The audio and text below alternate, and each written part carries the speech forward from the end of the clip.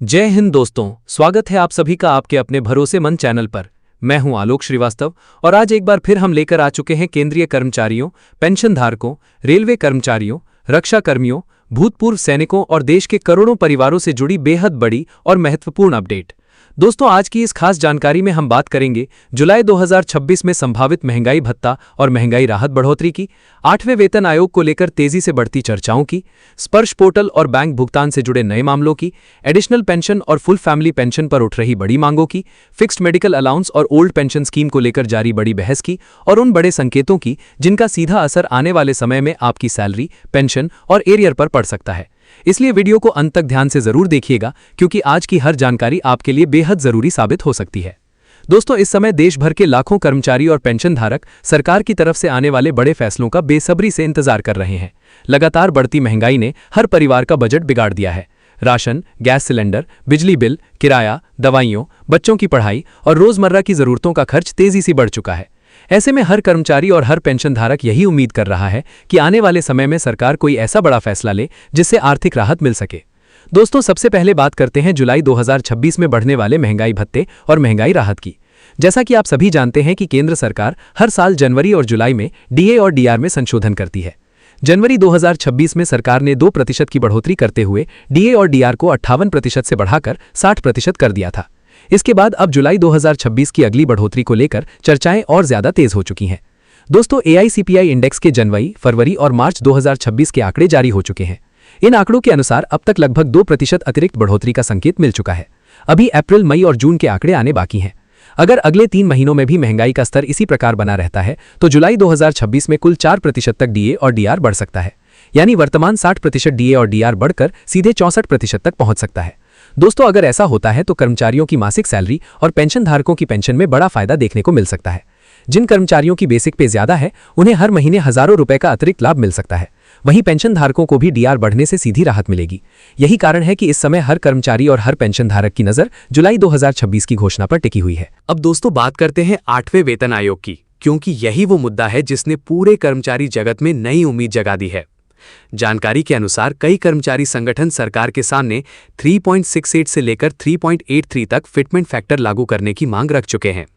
कर्मचारी संगठनों का कहना है कि वर्तमान वेतन संरचना अब वास्तविक महंगाई के अनुसार पर्याप्त नहीं रह गई है। दोस्तों, अगर भविष्य में 3.83 फिटमेंट फैक्टर लागू होता है तो वर्तमान 18,000 रुपए की न्यूनतम बेसिक सैलरी बढ़कर लगभग 69,000 रुपए तक पहुंच सकती है। वहीं न्यूनतम पेंशन में भी भारी बढ़ोतरी देखने को मिल सकती है।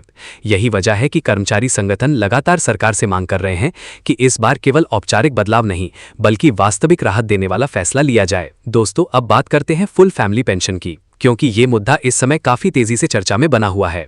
कर्मचारी संगठनों और पेंशनर एसोसिएशनों का कहना है कि पेंशनर की मृत्यु के बाद परिवार को पूरी पेंशन मिलती रहनी चाहिए।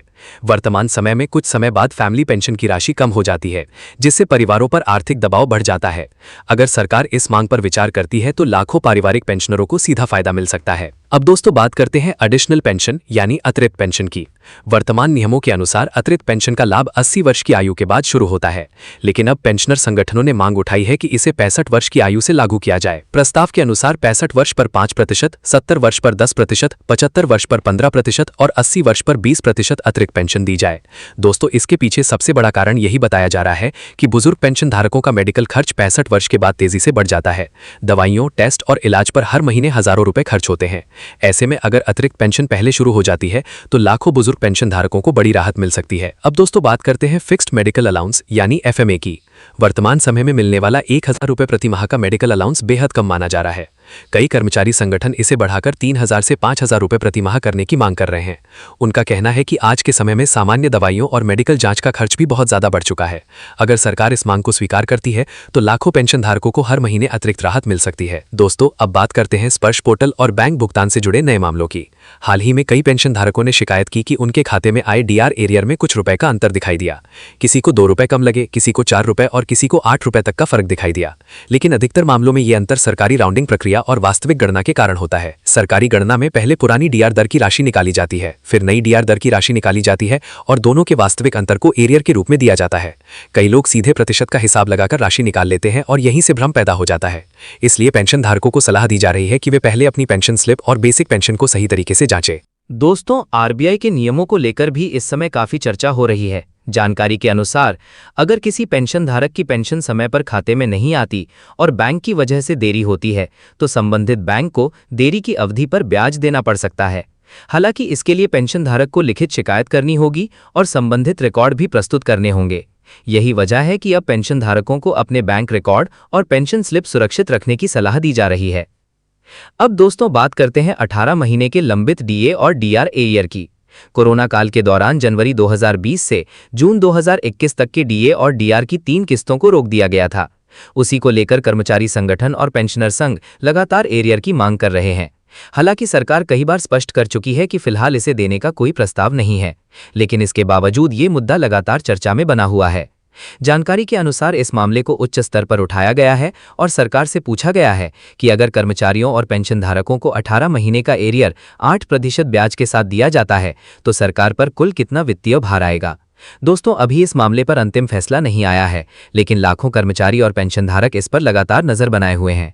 अब दोस्तों, बात करते हैं ओल्ड पेंशन स्कीम यानी ओपीएस की। ये मुद्दा अब पूरे देश में बड़ा सामाजिक और राजनीतिक विषय बन चुका है। कर्मचारी संगठनों का कहना है कि नई पेंशन प्रणाली में भविष्य को लेकर अनिश्चितता बनी रहती है, जबकि ओपीएस में कर्मचारियों को निश्चित पेंशन की सुरक्षा मिलती थी। यही कारण है कि फिर से पुरानी पेंशन व्यवस्था लागू करने की मांग लगातार तेज हो रही है।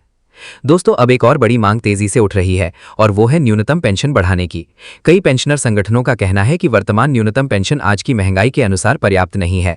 दवाइयों, इलाज और रोजमर्रा के खर्चों को देखते हुए न्यूनतम पेंशन में बड़ा संशोधन किया जाना चाहिए, ताकि बुजुर्ग पेंशन धारकों को सम्मानजनक जीवन मिल सके। दोस्तों, प्रमोशन और रिक्त पदों का मुद्दा भी इस समय तेजी से उठाया जा रहा है। कई विभागों में वर्षों से डीपीसी लंबित पड़ी हुई हैं। हजारों कर्मचारी प्रमोशन का इंतजार कर रहे हैं। कर्मचारी संगठनों ने सरकार से मांग की है कि जिन कर्मचारियों के प्रमोशन समय पर नहीं हुए हैं, उन्हें पिछली तारीख से लाभ दिया जाए, ताकि उनका आर्थिक नुकसान ना हो। तो दोस्तों, कुल मिलाकर देखा जाए तो आने वाले कुछ महीने केंद्रीय कर्मचारियों, पेंशनधारकों और भूतपूर्व सैनिकों के लिए बेहद महत्वपूर्ण साबित हो सकते हैं। डीए और डीआर बढ़ोतरी, 8वां वेतन आयोग, additional pension, FMA, family pension, OPS, न्यूनतम पेंशन और 18 महीने के एरियर जैसे मुद्दे सीधे आपकी आर्थिक सुरक्षा से जुड़े हुए हैं। इसलिए हर अपडेट को सही तरीके से समझना और केवल आधिकारिक जानकारी पर भरोसा करना बेहद जरूरी है। अगर आपके परिवार में कोई केंद्रीय कर्मचारी, रेलवे कर्मचारी, रक्षाकर्मी या पेंशन धारक है तो ये जानकारी उनके साथ जरूर शेयर करें। वीडियो पसंद आया हो तो लाइक जरूर करें, चैनल को सब्सक्राइब करें और बेल आइकन दबाना बिल्कुल मत भूलिए, ताकि आने वाली हर बड़ी अपडेट सबसे पहले आप तक पहुंचती रहे। मिलते हैं अगली बड़ी खबर के साथ, तब तक के लिए जय हिंद, जय भारत।